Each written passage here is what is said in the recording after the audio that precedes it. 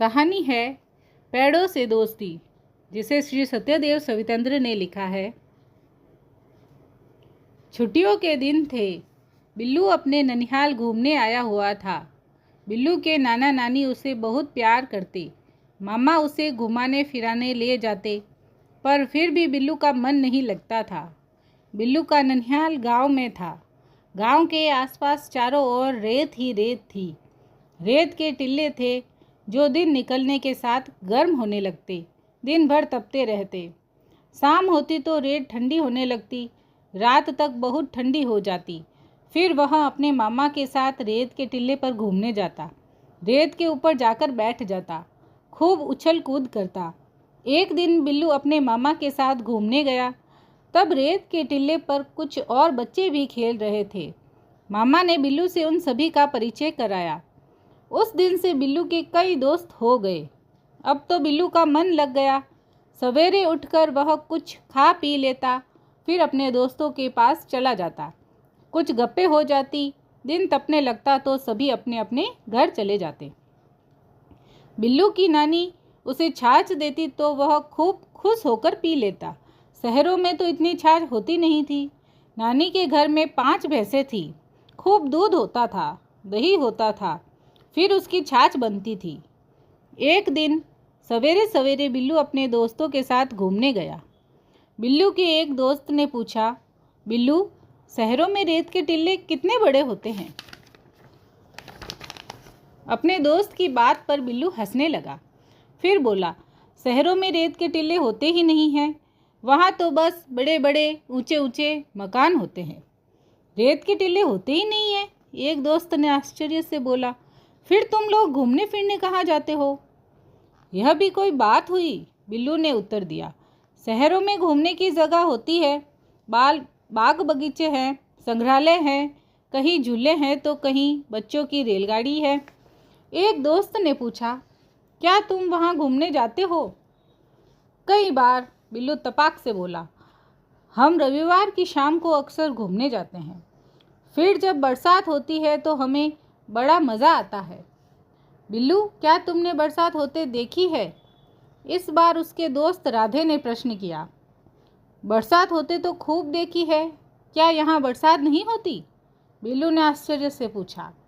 हमने तो नहीं देखी, दीपक बोला। यहाँ तो अकाल पड़ जाता है, पानी बरसता ही नहीं, तो हम कैसे देखेंगे? मैंने देखी है, पर 2-3 साल पहले। उसके बाद बरसात नहीं हुई, गणेश बोला। मुझे तो तुम्हारी बातें अजीब सी लगती है। हमारे शहर में तो खूब बरसात होती है। हम बारिश में जमकर नहाते हैं।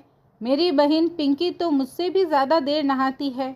वह मुझसे छोटी है ना, इसलिए मैं उसे ज़्यादा डांटता नहीं हूँ, बिल्लू ने अपने दोस्तों को बताया। दिन तपने लगा था। पीली रेत के दूर तक फैले टीले भी गर्म होते जा रहे थे। सभी अपने अपने घरों को चल पड़े। बिल्लू भी घर जाकर नानी के पास बैठ गया। नानी ने बिलोने की छाछ में से मक्खन निकाला। बिल्लू वहीं बैठकर मक्खन खाने लगा। उसके मन में अपने दोस्तों की बातें बसी हुई थी।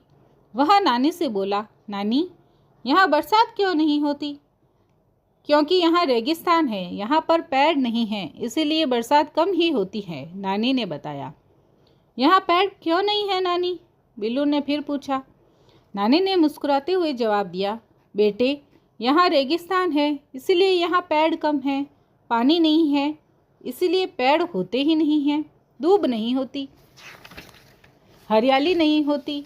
यहाँ सेवण घास होती है, जो बहुत कम पानी होने पर उग जाती है। एक बार उग जाती है तो पशुओं के लिए चारा तो हो ही जाता है। पर नानी, यह बात मेरी समझ में नहीं आई, बिल्लू बोला। हमारे वहाँ बरसात खूब होती है। क्या वहाँ बरसात इस गांव के लिए नहीं भेजी जा सकती? तभी नाना बोले, बिल्लू, यहाँ गोडावण होते हैं, वे तुम्हारे शहर में क्यों नहीं होते? कई जंगलों में शेर होते हैं, पर यहाँ पर क्यों नहीं होते? बेटे, इस बात का कोई जवाब नहीं होता। लेकिन बिल्लू को नाना की बात कुछ जमी नहीं। वह यह मानने के लिए तैयार ही न था कि कुछ बातों का जवाब नहीं होता। उसने मन ही मन सोचा कि नाना को इसका जवाब आता ही नहीं है। उस रात बिल्लू को देर तक नींद नहीं आई। वह बरसात के बारे में सोचता रहा। सोचते सोचते उसे गोडावण का ख्याल आया। वह उठा और दबे पांव घर से निकल पड़ा। बिल्लू रेत के टीले की तरफ चल पड़ा। चांदनी रात में चारों ओर बिखरी रेत बड़ी सुंदर लग रही थी। वह रेत के टीले पर जाकर बैठ गया। वहाँ से दूर दूर तक उसकी नज़र पहुँच रही थी। तभी उसे नानी की बात याद आई। नानी ने कहा था कि यहाँ पेड़ नहीं है, इसलिए यहाँ बरसात नहीं होती। बिल्लू को याद आया कि उसके शहर में खूब पेड़ है। शहर के आसपास भी बहुत सारे पेड़ हैं, इसीलिए वहाँ बरसात होती है। अब उसकी समझ में आ गया था कि पेड़ ही कुछ ना कुछ करते होंगे जिससे बरसात हो जाती होगी। उसे नाना की बात पर हंसी आने लगी। अगले दिन बिल्लू ने अपने दोस्तों को बुलाया। फिर वह बोला, पेड़ हमें बहुत प्यारे लगते हैं, वे छाया देते हैं। हम पेड़ों के नीचे खेलते हैं, पेड़ों से फल भी पाते हैं। अब की छुट्टियों में जब मैं आऊँगा तो कुछ पौधे ले आऊँगा। हम मिलकर पेड़ लगाएंगे, अपने अपने घर के पास पेड़ लगाएंगे। फिर हम जब पानी पिएंगे तो पेड़ को भी पानी पिला देंगे।